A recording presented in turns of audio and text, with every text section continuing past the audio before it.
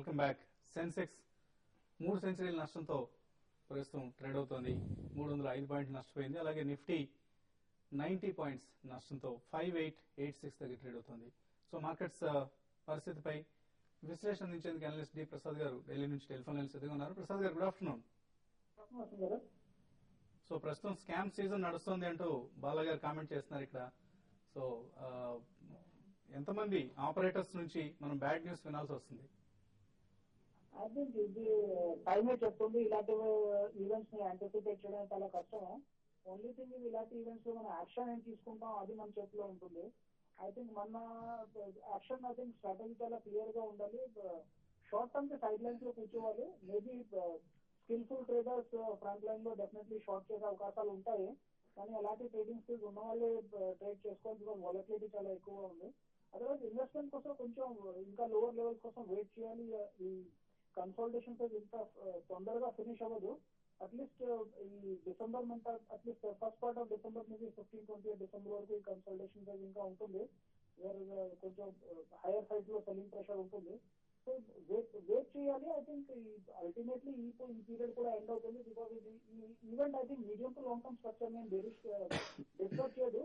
After all ఎలాంటి scams అంతా system clean అవుతుంది.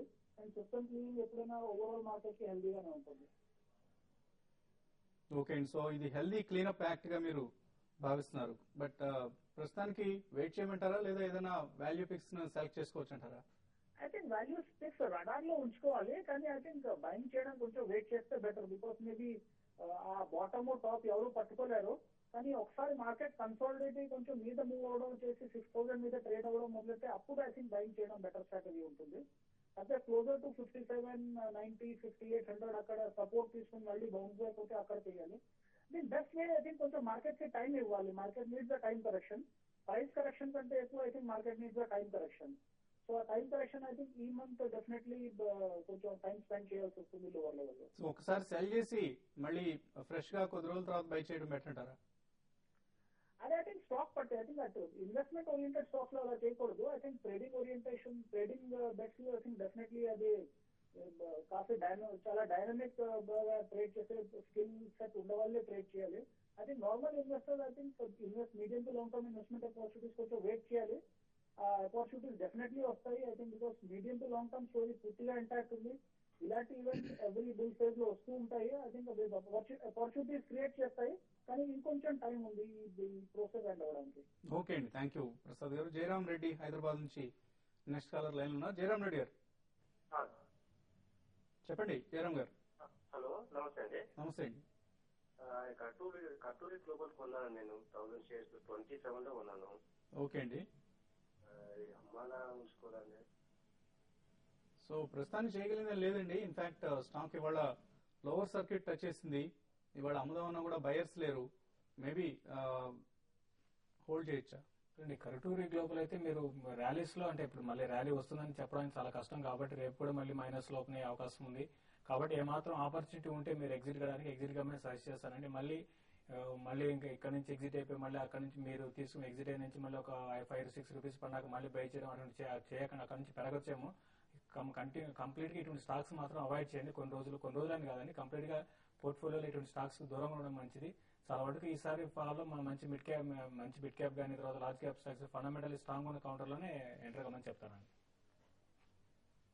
ఓకే అండి. So next caller Suresh Raichur నుంచి లైన్ ఉన్నారు. సురేష్ గారు. హలో, నమస్కారం సార్. నమస్తే అండి. యూఫ్లిక్స్ మొన్న ఫ్రైడే నాడు ప్రసాద్ గారు రికమెండేషన్ చేస్తున్నారు. అది 160-170 లో వచ్చేసింది. 270 లో బై చేస్తాను. అది ఓకే అండి. 1 or 2 months అని ఇచ్చారు అక్కడ. కానీ 6 months అయినా రావలేదు. కానీ ఇట్లా 40% పడిపోయింది అప్పుడే. ఈలోగా ఒక అన్ఎక్స్పెక్టెడ్ మూవ్ జరిగింది కదండి. కంపెనీ సిఎండి ఒక స్కామ్ లో ఇరుకొని అరెస్ట్ కావాల్సి వచ్చింది. హలో సురేష్ గారు. సో కంపెనీ సిఎండిని అరెస్ట్ చేయడం జరిగిందండి నిన్న. అందుకనే స్టాక్ లో చాలా హ్యూజ్ లాసెస్ గమనిస్తున్నాం. అదర్వైజ్ కంపెనీకి ఫండమెంటల్ గా కంపెనీకి వచ్చిన నష్టం అంటే ఏం లేదు. సో ఇది ఎవరో ఎక్స్పెక్ట్ చేయిందండి. ఈవెన్ ప్రసాద్ గారు అయినా ఇంకొక అనలిస్ట్ అయినా ఇటువంటి ఈవెంట్స్ ని ఎవరు ప్రెడిక్ట్ చేయలేరు. మనకు తెలియదు కూడా. కంపెనీ మేనేజ్మెంట్ ని సాధ్యమైనంత వరకు మనం చెక్ చేసుకోవడానికి ప్రయత్నం చేస్తాం. మంచి మేనేజ్మెంట్ అని నమ్మిన తర్వాతే రికమెండ్ చేయడం జరుగుతుంది. బట్ సమ్ టైమ్స్ మేనేజ్మెంట్ వెనక చేసే పనులను పూర్తిగా మనం సూపర్వైజ్ చేయలేం కాబట్టి, ఇన్స్పెక్ట్ చేయలేం కాబట్టి బాలగారు మీరు ఎటువంటి సలహా? డెఫినెట్లీ అండి. నిన్ననే మనం చూసాం actually chief secretary of UP and Chaturvedi గారు సిఎండి ఆఫ్ యూఫ్లెక్స్ వాళ్ళిద్దరిని 4 years సెంటెన్స్ చేయడం జరిగింది. సో ఇటువంటి అన్ఎక్స్పెక్టెడ్ ఈవెంట్స్ మూలాన మనకి ఆన్ పేపర్ కంపెనీ బాగున్నా, ఈవెన్ ఫండమెంటల్స్ బాగున్నా కానీ సెంటిమెంట్ పరంగా అదైతే స్పెసిఫిక్ స్టాక్ లోవర్ సర్క్యూట్ లో ఉంది, కానీ ఈ సెంటిమెంట్ ఆ సెక్టర్ మీద కూడా కొద్దిగా ప్రభావం చూపిస్తుందండి. సో ఇటువంటిప్పుడు మనం చేయగలిగింది ఏం లేదు, బికాస్ దీస్ అన్ఎక్స్పెక్టెడ్ ఈవెంట్స్, ఎందుకంటే కార్పొరేట్ గవర్నెన్స్ కానివ్వండి or individuals honesty and integrity అనేది చెక్ చేయడం అనేది చాలా కష్టం అండి కార్పొరేట్ లెవెల్లో.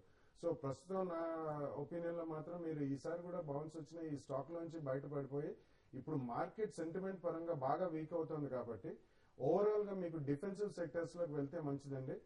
ఇన్ సంథింగ్ లైక్ ఫార్మస్యూటికల్స్ ఇప్పటికి ఇంత మార్కెట్ క్రాక్ అయినా ఎక్కువ పడలేదు. సిమిలర్లీ బ్యాంకింగ్ బాగా పడుతుంది, అందులో కొన్ని private sector banks, not all will be affected. So ఇటువంటి కొన్ని అగ్రో కెమికల్స్ కానివ్వండి, బ్యాంకింగ్ కానివ్వండి, ఆటో యాన్సిలరీ కానివ్వండి, definitely even like IT companies, నిన్న వసంత్ గారు కూడా స్పెసిఫిక్ చెప్పారు, and front line IT companies ఎప్పుడైతే మనకి మార్కెట్ లో మేజర్ క్రాక్స్ కనిపిస్తాయో అటువంటిప్పుడు ఫ్రంట్ లైన్ కంపెనీస్ వెళ్ళడం చాలా ఉత్తమం అండి. చాలా స్టెబిలిటీ ఉంటుంది, కంఫర్ట్ వాల్యూ ఉంటుంది, మార్జిన్ ఆఫ్ సేఫ్టీ ఉంటుంది. సో మై అడ్వైజ్ ఇస్ ఈసారి బౌన్స్ లో మాత్రం మీరు ఇందులోంచి బయటకు వచ్చి అటువంటి స్టాక్స్ ఎంచుకుంటే బెటర్ అండి. నెక్స్ట్ మరొక సురేష్ లాస్ట్ కాలర్ లైన్ లో ఉన్నారు. సురేష్ హైదరాబాద్ నుంచి లైన్ ఉన్నారు. సురేష్ గారు. Hello, good afternoon sir. Good afternoon sir. Seshu గారికి కొద్దిగా చిన్న డౌట్ సార్. అది పవర్ గ్రిడ్ 105 కాల్ తీసుకున్నాను సార్ ఈ మంత్. మరి అప్పుడు అది ఉంచుకోమంటారా తీసేయమంటారా, అసలు అంటే ఈ మంత్ క్లోజింగ్ వరకు ఏమైనా పెరిగే ఛాన్స్ ఉందా అని? ఒకటే పవర్ గ్రిడ్ అయితే అంటే మార్కెట్ మనం గమనిస్తున్నామండి. లాస్ట్ ఒక 3 ట్రేడింగ్ సెషన్ లో హెవీ సెల్లింగ్ అనేది కనపడుతుంది. అయితే లాస్ట్ 2 రోజుల్లో పవర్ గ్రిడ్ కొంచెం వాల్యూమ్స్ జరిగాయి. 100 రూపీస్ ఆ రేంజ్ కి వచ్చి మళ్ళీ అక్కడ సస్టైన్ కావట్లేదు. ఇంకోటి మార్కెట్ లో ఈ విధమైన సెల్లింగ్ ఉన్నప్పుడు కాల్స్ లో ఉపయోగం లేదండి. ఇంకోటి ఈ మంత్ చాలా పెద్ద మంత్, ఇప్పటికీ ఇప్పుడు మనకి 7వ తారీఖు అయినా కూడా ఇంకా ఇక్కడ నుంచి ఇంకా చాలా రోజులు ఉంది కాబట్టి పెద్దగా వచ్చే అవకాశం లేదండి. కాబట్టి మీరు పవర్ గ్రిడ్ కాల్ నుంచి ఎగ్జిట్ అయిపోయి ఇంకా మార్కెట్ లో ఫర్దర్ గా ఏమైనా వీక్ అయినప్పుడు ఫ్రంట్ లైన్ స్టాక్స్ లో కాల్ తీసుకోవడం బెటర్ అనిపిస్తుంది. కరెంట్ అవర్స్ లో అయితే మీరు కరెంట్ పవర్ గ్రిడ్ నుంచి ఎగ్జిట్ గా సర్చ్ చేస్తాను. ఓకే అండి. సో మార్కెట్స్ నష్టాలు కొనసాగుతూనే ఉన్నాయి. 275 పాయింట్ల నష్టంతో సెన్సెక్స్ 83 పాయింట్ల నష్టంతో నిఫ్టీ ట్రేడ్ అవుతున్నాయి. సో మరికొద్దిసేపట్లో ఇదే కామెంటరీని TV5money.com లో లైవ్ వెబ్ కాస్టింగ్ కార్యక్రమంలో చూడొచ్చు.